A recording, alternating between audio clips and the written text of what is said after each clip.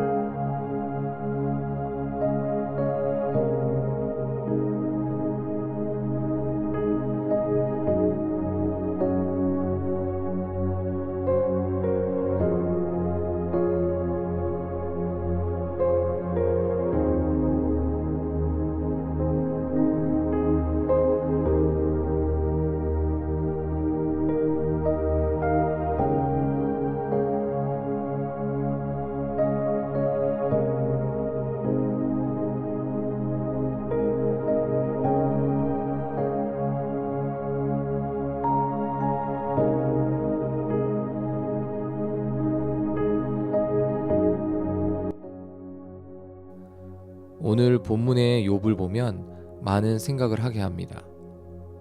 그중 두 가지를 나누자면, 첫 번째는 욥은 의로운 사람이었고 자신의 잘못 때문에 고난을 받는 것이 아님을 성경이 증거해 줍니다. 즉, 우리가 겪는 고난이 모두 죄의 결과만은 아니다라는 사실을 알게 해줍니다. 물론 많은 부분 자신의 선택에 대한 결과로 고난을 겪는 경우도 많고, 죄를 지어서 그에 대한 보응으로 고난을 겪는 경우가 있습니다. 하지만 고난 모두가 다 그러한 결과 때문이 아님을 욥기를 통해서 우리는 알 수 있습니다. 이것은 하나님의 인도하심을 훨씬 넓게 이해할 수 있는 은혜가 있습니다. 두 번째는 욥기서의 기록 연대에 대한 신학자들의 많은 견해들이 있지만, 아브라함 전후의 족장 시대의 인물로 보는 견해가 많습니다. 만일 그 시대의 인물이라면 하나님은 왜 욥이 아닌 아브라함을 선택해서 믿음의 조상으로, 믿음의 시작으로 만드셨을까?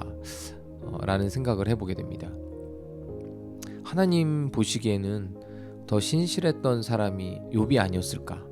이런 생각도 해보고, 사실 아브라함의 삶을 보면 결점도 많은 그런 사람이었는데, 예를 들면 자신의 목숨을 구하고자 아내를 누이라고 거짓말을 하는 등, 좀 믿음이라는 단어와는 좀 부족해 보이는 그러한 모습이 아브라함의 삶에 많이 있었다라는 생각을 해봅니다. 그런데 하나님은 그러한 아브라함을 선택해서 이스라엘의 민족을 만드시고 하나님의 역사를 이루어 가심을 보게 됩니다. 그래서 사실 더 큰 감사가 나옵니다. 그 이유는 흠이 많고 부족한 나를 통해서도 하나님은 일하신다. 그 은혜로 하나님이 인도해 가실 내 인생에 감사를 드립니다. 라는 고백을 하게 됩니다. 당신의 기도는 무엇입니까? 욥이 하나님과 욥의 친구들과의 사이에서 중보자가 되어준 것처럼, 오늘 내가 서 있는 자리에서 갈등과 어려움 속에서 중보자, 화해자가 되게 하소서. 주변 어려움 속에 있는 자들을 위해서 충고하는 자가 되기에 앞서 기도하는 중보자가 되게 하소서. 다음 주부터 카자흐스탄 단기 선교팀의 일정이 시작되는데, 출발 전부터 성령으로 충만하게 하시고 모든 일정 속에 하나님의 일하심과 그 땅을 향한 하나님의 사랑을 경험하여 안전하게 돌아오게 하소서.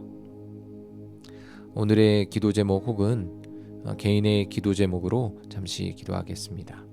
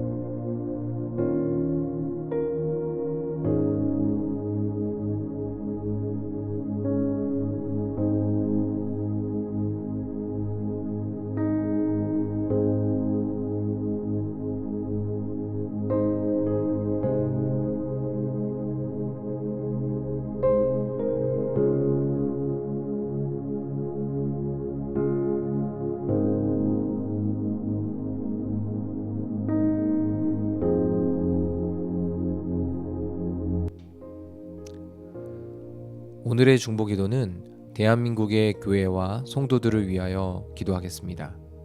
다 같이 기도문을 함께 읽고 기도하겠습니다. 대한민국의 교회와 목회자, 성도들이 회개의 무릎을 통해 진정한 개혁을 경험하게 하시고 하나님의 은혜로 다시 한번 부흥케 되는 놀라운 역사가 일어나게 하소서. 한국교회의 교만과 죄악을 용서해 주시고 거룩한 공동체로 회복되게 하셔서 열방과 세계 가운데 예수 그리스도의 빛을 비추는 영광스러운 교회로 회복되게 하소서.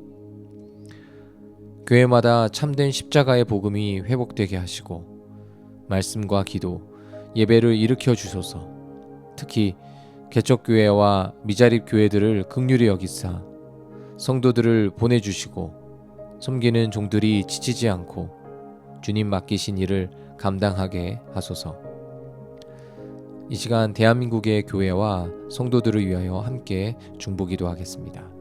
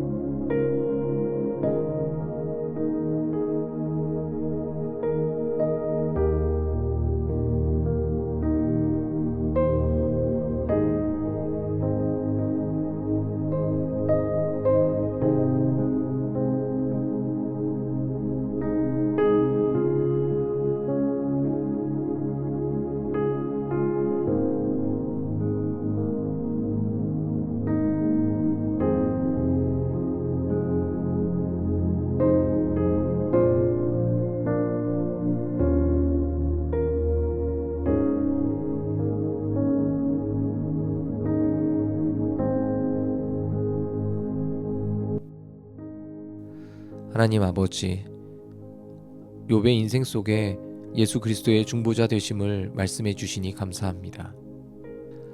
하나님, 우리가 속한 모든 삶의 영역에서 예수님의 인도하심과 역사하심을 보게 하옵소서. 특별히 직장에서, 학교에서, 가정에서 어려움을 이겨내고 관계 속에서 화해케 하는 은혜를 경험하게 하소서. 카자흐스탄 단기 선교팀에게 성령 충만한 은혜를 주셔서 하나님의 역사하심의 현장 속에서 하나님을 찬양하게 하시고 하나님의 일하심을 보며 그 땅을 향한 아버지의 마음을 보게 하옵소서. 또한 대한민국의 새로운 대통령에게 하나님의 지혜를 허락하시고 하나님을 경외하는 나라가 되도록 인도하옵소서. 한국교회의 성도들이 십자가의 복음으로 회복되게 하옵소서. 예수님의 이름으로 기도합니다. 아멘.